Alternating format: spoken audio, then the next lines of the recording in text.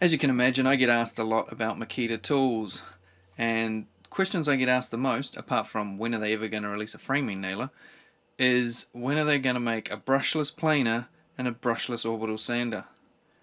Now, I can answer one of those questions today. The DKP181 brushless planer from Makita. It's finally here. Or if you're in the States, it will be called the XPK02. It's been a long time coming. Let's have a look and see what's different from the last model.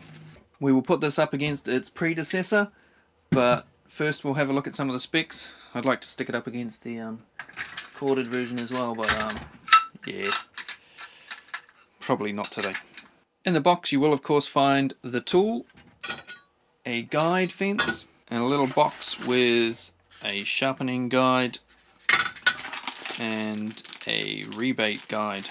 In one of these things they seem to stick in with everything. And along with the latest sales poster thing that they always stick in, 270 plus tools on that one battery. That's a lot. That's a lot. I've got a long way to go. Speeds. This is 15,000 RPM. This new one, surprisingly, only 12,000 RPM. So I'm guessing much more efficient motor, a bit more torque. Often higher speed doesn't mean that it's better. A lot of the newer tools, they're getting lower speeds, but they've got more torque. You ramp the speed back a bit, you can have a bit more power in that, in each revolution, rather than just spinning like buggery and hoping it does the job. First thing I noticed about the tool, straight out of the box, seemed very heavy. So I've just weighed them. The old model, 2.8 kgs, just under 2.8. The new one, just over 3. So just over 200, about 220 grams difference between the two, which is a bit disappointing that it's gotten heavier. With modern technology, you sort of expect tools to get lighter than their predecessors these days. Everybody wants light tools, but a little bit heavier, so that's disappointing. It has a battery indicator, and by the looks, a torque indicator as well.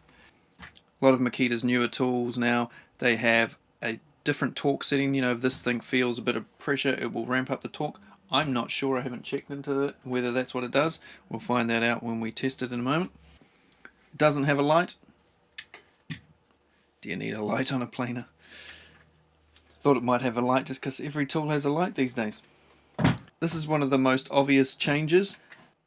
Dual port dust extraction, you can fire it out either side, which is very good. The previous one only had the one side and it didn't come with that attachment. You had to buy those separately, which was annoying. If you wanted to hook it up to a dust extractor or vacuum or anything, you had to go and buy that part. Why they couldn't have it on there all the time, I don't know. But on the new one, permanently on there. They're ready to go and it fits with one of their fittings. Yay!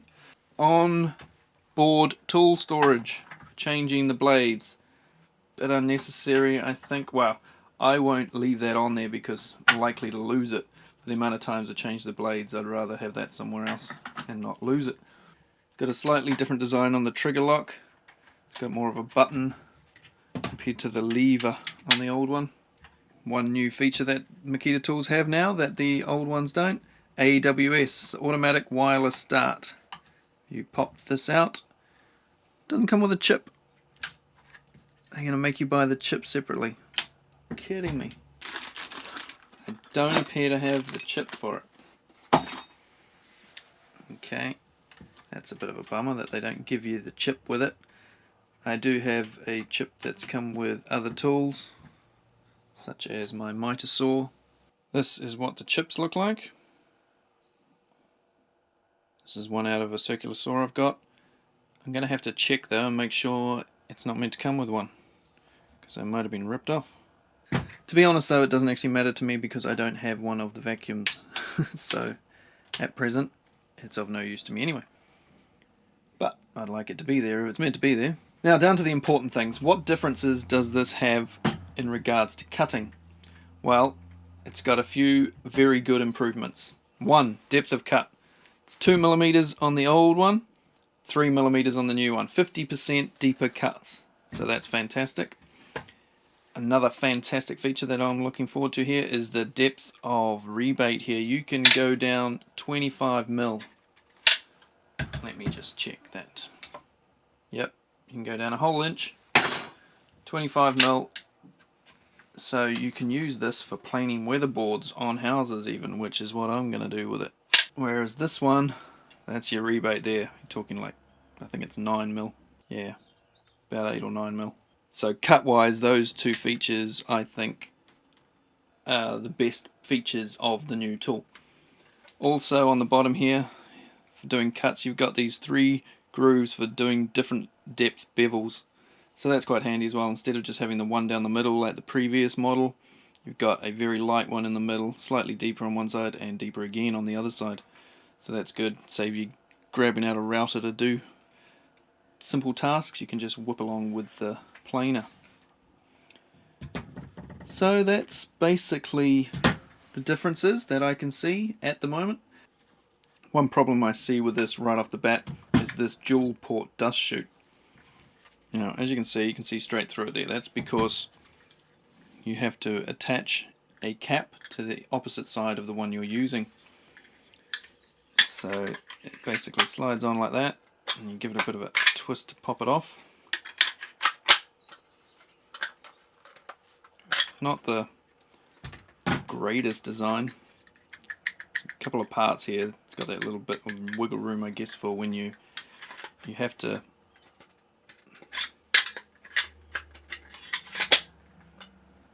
twist it. You have to twist it slightly to get it over the little tang here, which has a slight bevel on it to make that task a little bit easier. But I wonder how long this will last before it's either broken or lost altogether, and then you've got dust flying in who knows what direction. I'm imagining I'm going to see a lot of builders with this taped up with duct tape to cardboard, newspaper jammed in it, that sort of thing. We'll see. It's my only criticism so far before using it, apart from that weight issue. Now for the fun bit, let's go test it out. So this is our test rig. I've got some 45mm treated timber. I will then do some 45mm Vitex hardwood, and then I've got a 3-inch 75mm post. I will do them on 2mm each, which is the maximum setting for the old model, and then once I've done that I'll ramp it up to the 3mm depth, the full depth on the brushless model. They're both running a 5 amp hour freshly charged same vintage battery. Also, I flipped the blades around to this, so I'm not sure if they're brand new or not. They look pretty good, so hopefully it's fairly even.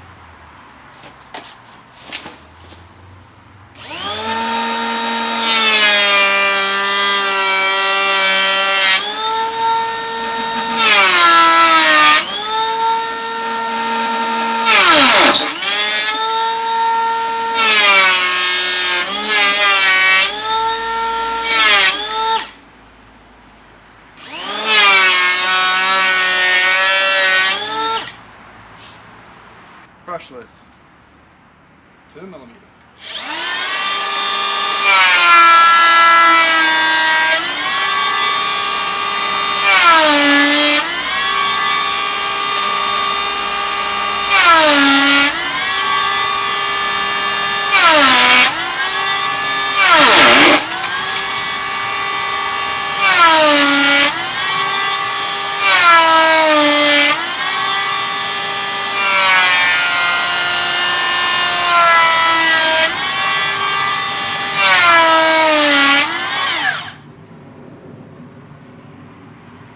Okay, so the torque light was coming on through some of that. I'll give you a thumbs up when the torque comes on so you can see how much pressure, power, braking.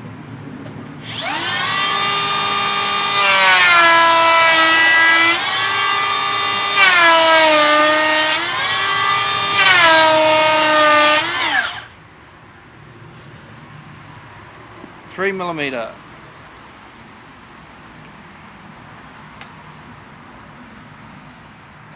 Hold it.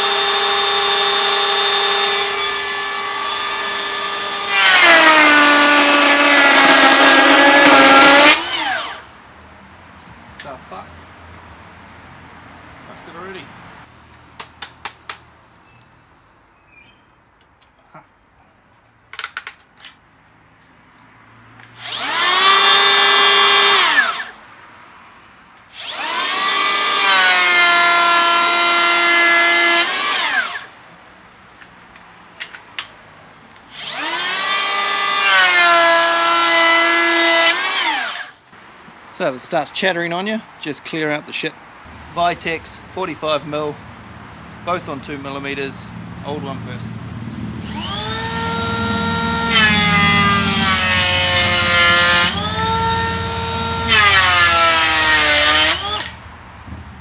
Piece of cake.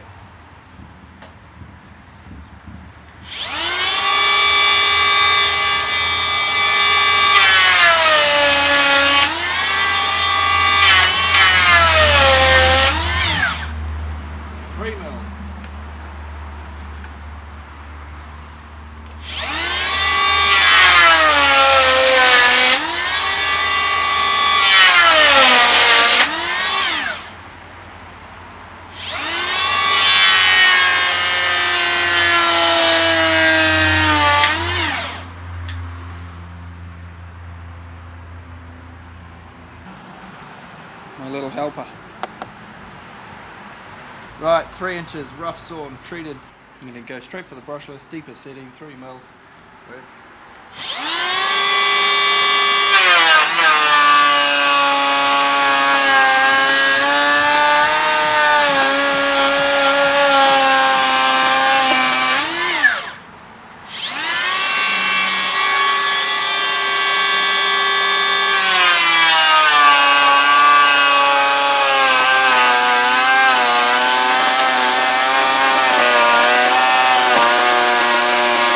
And the old school on the deeper setting 2mm.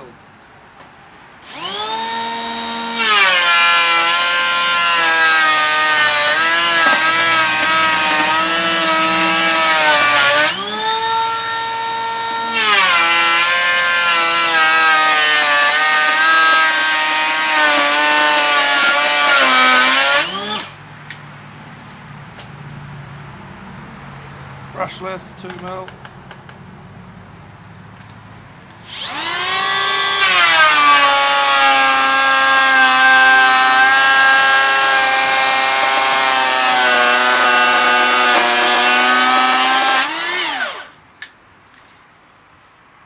Battery still on 4 bars, and on the original it's hidden away.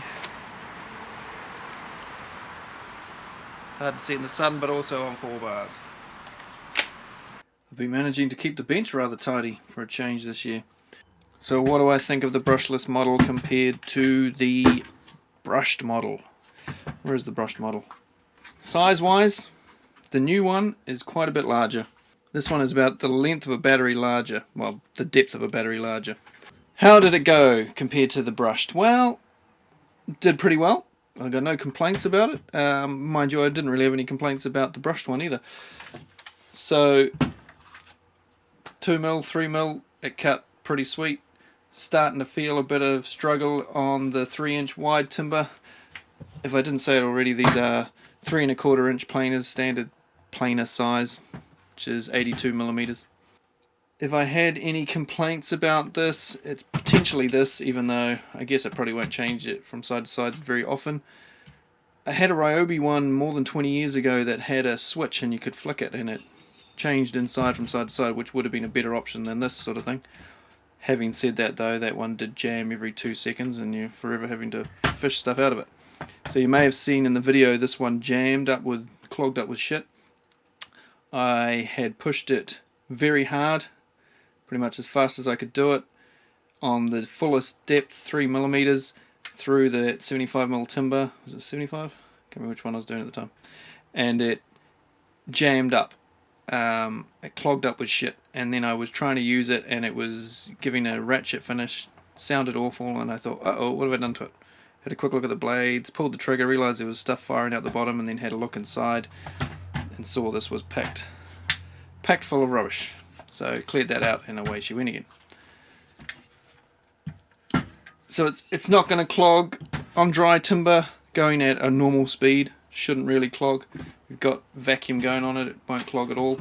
Would I buy it over the other one? Well, I have bought it. I purchased it mostly for this feature, the 25mm depth of rebate.